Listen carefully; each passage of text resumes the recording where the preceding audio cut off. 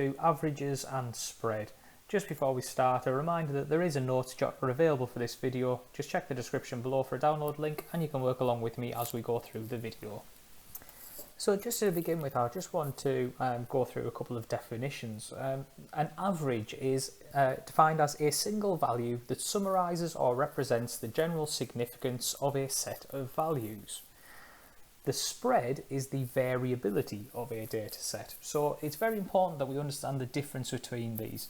The term average gives us a general idea of what a group of data is like. Spread only tells us how closely connected that data is. Are they very spread out, very variable, or are they quite close together? Are they quite consistent? Now, as we go through this, we're going to look at three different averages. And the three different averages we're going to look at are the mode, which is the most common value, the median, which is the middle value when placed in order, and the mean, which is the total of all the scores or amounts divided by the number of scores or amounts there were. Now, this is often called the average in normal conversation, but the average is not a real thing. An average covers all of those three different values. To measure spread or variability, we're going to use the range, which is the difference between the largest and smallest values. This will tell us how far apart our data set is.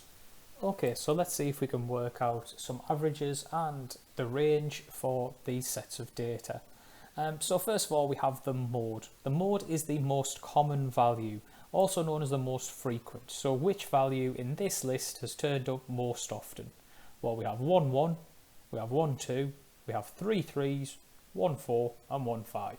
So quite clearly 3 turns up more often than any other value, and so our mode would be 3. The median is the middle value once placed in order, and it's very important that we do make sure that the numbers are in order. So in this case 1 2 3 3 3 4 5, well, they are in order. And so if we're going to find the median, all we need to do is take the biggest and smallest values and cross them off. Now I'm underlining them just so I can make sure that I can still see what the values were. So biggest and smallest, biggest and smallest, biggest and smallest leaves me with a value of 3 in the middle. And so our median is also 3. The last one, the mean. The mean is a little bit more difficult to work out. We saw that we had to add all of the values together and then divide by how many there are. So I'm going to have to do 1 plus 2 plus 3 plus 3 plus 3 plus 4 and plus 5. And if I do that, that's 3, 6, 9, 12, 16, 21. But then I need to divide by how many values there are. So in this case there are 1, 2, 3, 4, 5, 6, 7. And so 21 divided by 7 is also 3. So you'll notice here that our mode, our median and our mean are all exactly the same at 3. Now that is a good indication that we've actually got the answers correct here, because all of them are averages, so they should all give us roughly the same kind of result. So in this case we would say the average is 3 because the most common value is 3, the middle value is 3 and the mean is 3. Finally it comes to the range, and the range again requires them to be in the correct order because we need the difference from the biggest to the smallest. So the difference between those two values would be 5, take away 1, which is 4. Moving on, the next set of data, we're asked for the mode, median, mean and range again. Now in this case I want to look for the mode, so I'm looking for the number which comes up most often. Well, I have 1 7, 1 0, I have 2 4s, I have 2 10s, I have 1 8 and 1 5. So this one's a little bit different. I have 2 10s and I have 2 4s. So both of those numbers are the most common. In this case, that actually means that we have two modes. This data will be classed as a bimodal, two modes. So in this case, the mode is 4 and 10. Because they are both most common, they are both the mode. In terms of the median requires that we find the middle number. Now, if we have a look at this at the moment, the middle would be around here. But there is a problem. With the median, we must have all of our values in order to begin with. So the first thing we actually need to do here is place them all in the correct order. So we should start with 0 and 4 and 4 and 5, 7, 8, 10 and 10.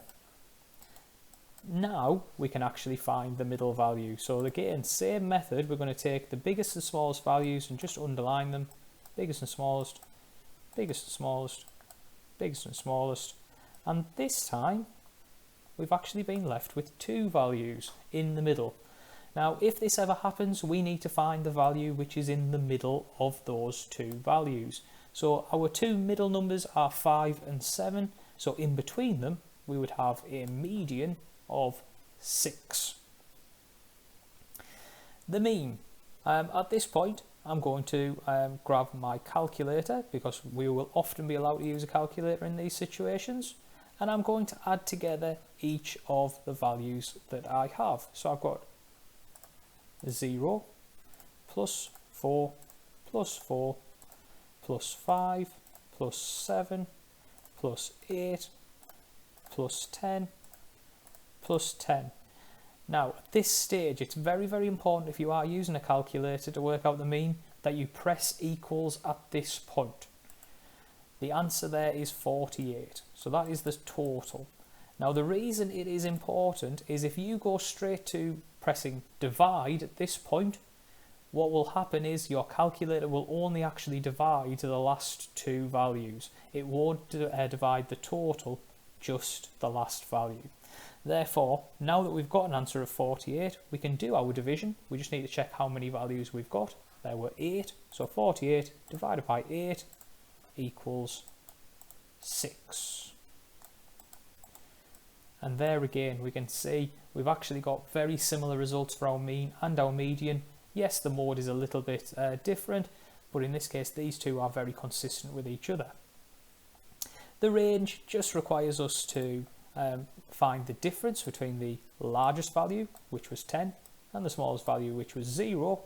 And so in this case, we would have 10 take away 0, which is 10. Finally, we have a set of data 1733849725, and we've been asked to find the mode of this set of data. Well, again, if we have a look, we have 2 3s, nothing else is repeated, and therefore our mode must be 3. In terms of the median, again, we need to first put them all in the correct order. So we have 1, 2, 3, 3, 4, 5, 7, 7, 8, 9. And just as I've done that, when I am looking at the list now all in order, I've actually noticed there were 2 3s, but there were also 2 7s. And so our mode is actually 3 and 7.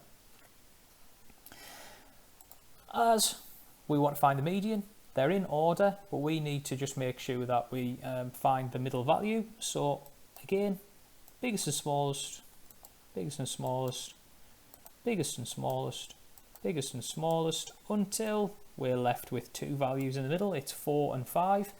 Now again, we've got 2 values in the middle, so we have to find the central point. The centre between 4 and 5 is actually 4.5. It's a decimal, it's not a value from our original list, it does not matter. That is the correct answer. It's halfway between the two middle values. In terms of the mean, again, I'm going to bring up my calculator. because I want to add together each of those values. So 1 plus 2 plus 3 plus 3 plus 4 plus 5 plus 7 plus 7 plus 8 plus 9. That gives me a total of 49. And how many values did we have to start with? Well, we had 1, 2, 3, 4, 5, 6, 7, 8, 9, 10. So it's going to be 49 divided by 10. And again, if we just jump to our calculator, divide by 10, and that is 49 over 10.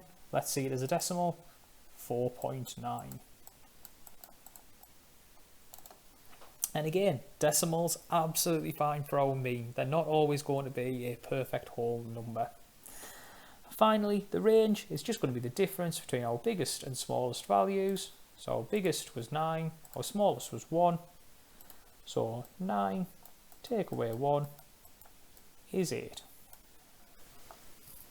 So in our next example, we're actually looking at the reason why we would ever actually find averages and spread.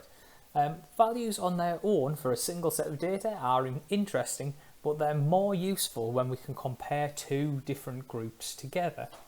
And so in this case, a cricket team needs a new batsman. They give trials to 2 players and their scores are recorded in 5 games. Who would you pick for the team? So in order to choose, we need to decide what we will actually record about the 2 people. So Billy scored 90, 10, 15, 3 and 7. Jenny scored 30, 40, 28, 22 and 20. Now, if we were to compare Billy and Jenny, what we would need to do is we would need to compare their averages. And so we need to actually work out some values. Billy's averages, let's think about his mode. Well, if we have a look, he hasn't got any value that is repeated. And Jenny, she hasn't got any values that are repeated either. So the mode is not going to be useful. We could go to the median. So for Billy, his median is, if we put all of our values in order, so 3, 7, 10, 15, 90. Well, his middle value is right here. So his median was 10, whereas Jenny, if we put hers in order, Jenny will be 20, 22, 28, 30, 40. Okay, so her median is actually 28. So if we were just comparing those two, on average, it would suggest that Jenny is a better batsman than Billy. So first for the median, Jenny would get our pick. But if we went to the mean, and so we wanted to add together their scores and divide by how many games they played. So for Billy, we would want 3 plus 7 plus 10 plus 15 plus 90. He scored 125 runs in total. So 125 is going to be divided by 5, and he is a mean of 25 runs per game. For Jenny, if we look at her scores, she had 20 plus 22 plus 28 plus 30 plus 40. She had a total of 140 runs across her 5 games. So 140 divided by 5 is 28. So again, looking at the mean score, we would say that Jenny is the better batsman. She has a mean of 28. Billy only has an average of 25. But the averages are not the only important thing. These also need to be compared with our measure of spread. And so we need to look at the range of scores. So Billy scored in his best game 90 runs and in his worst game 3. So he did 90 take away 3, that is 87. Jenny on her best game scored 40 and on her worst game scored 20. so her range would be 20. Now in this, Billy's range is much bigger. Does that suggest he is better than Jenny? Well, this is the key to the range. The range is all about consistency. So actually, if you want a really good batsman, you probably want them to be consistent. You want them to be getting the same score game after game after game. And so what you're actually looking for is a low range. You want the data to remain consistent. In this case, Billy's average, his mean, is only this high because he had one really good game. That one good game is masking the 4 games where he didn't do particularly well. And so in this case, we can say that on average, Jenny is better. She has a better median and a better mean. And because her range is smaller, she is more consistent. And so those 3 things put together all point towards Jenny being the best. A higher mean, a higher median, and a smaller range. Okay, so now we're going to try and do some calculations knowing a little bit of information already about the set of data. So it tells us in this case that the mean value of the 5 cards is 5. What card must be hidden behind the joker? Now, this is quite difficult because we've already been told what the mean is, but what we don't know is what all of the values were to begin with. Now, the key to this is how we actually calculate the mean. We take the total of all of our values and we divide it by how many there are. So in this case, we want the total of all of our cards divided by 5, and that would make our mean of 5. So, what can we do with this calculation? Well, we can work out what the total is. The total must be 5 times 5. So the total is 5 times 5, which is 25. And so we know that all of these cards must have a total of 25 when we put them all together. So let's see what we have so far. We've got 10, 13, 17, 19. So what must the other one be? Well, the other one must be what is left over. 25, take away 19. It must be a 6. Let's see if we're right. There it is. Those are our 5 cards, and they would have a mean of 5. Next, we have 4 spaces for numbers, and we've been told that the mode of these 4 numbers is 1.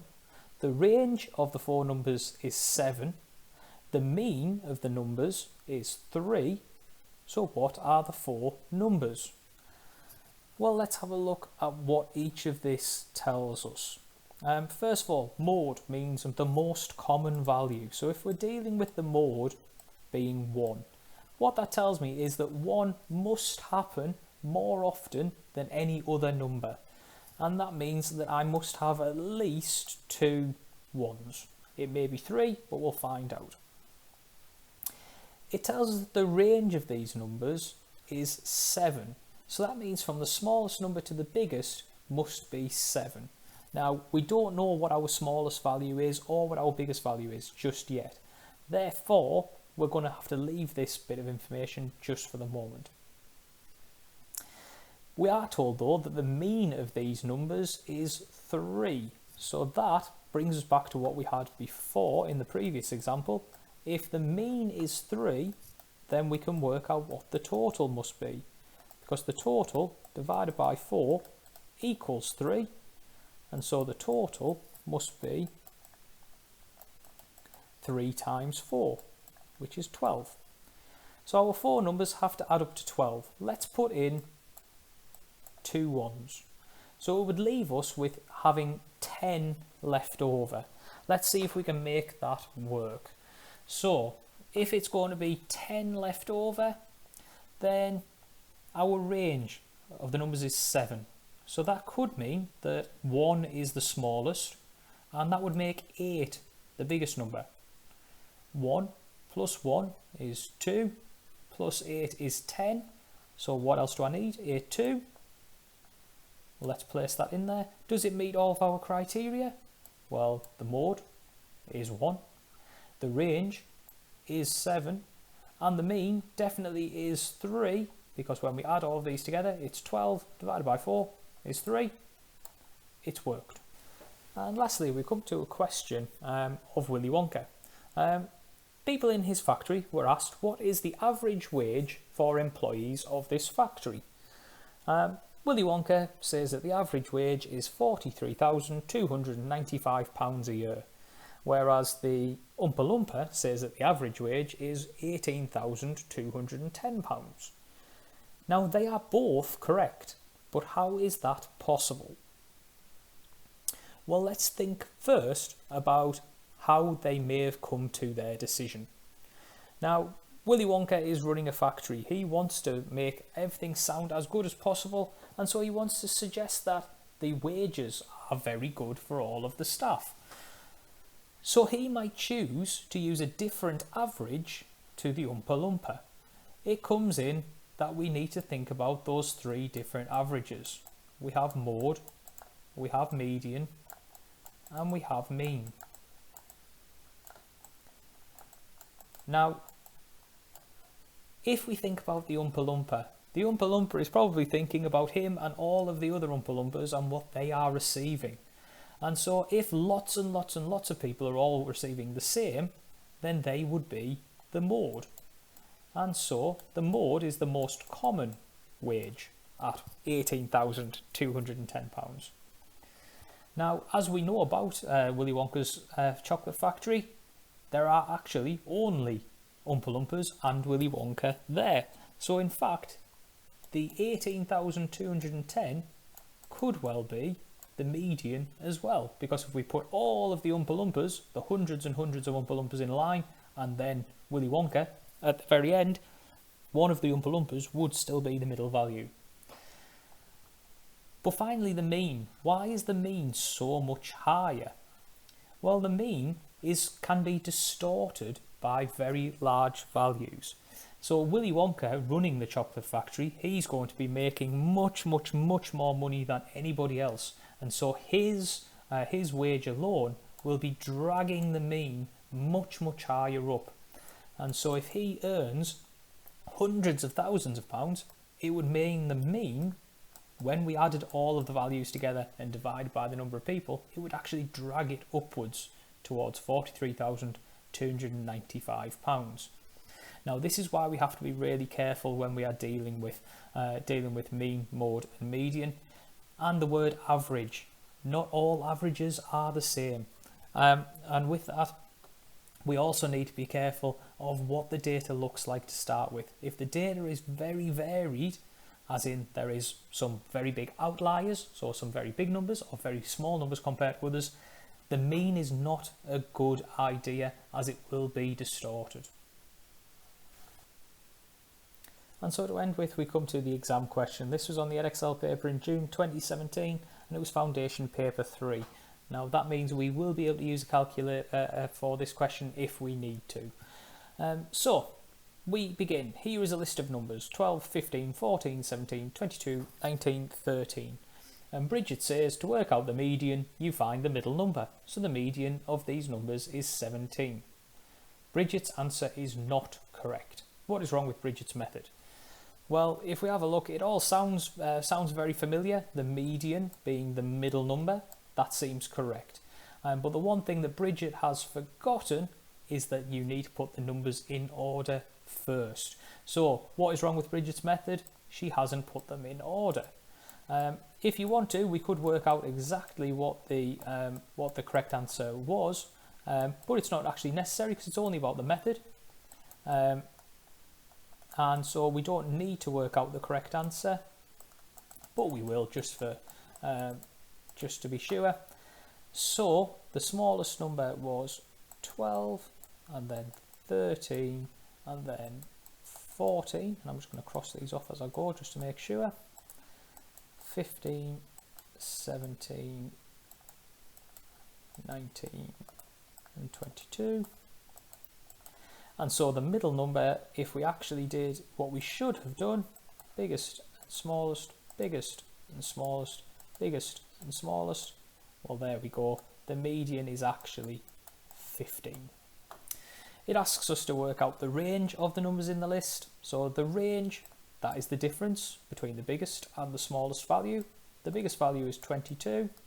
The smallest value is 12. So 22 take away 12 is 10.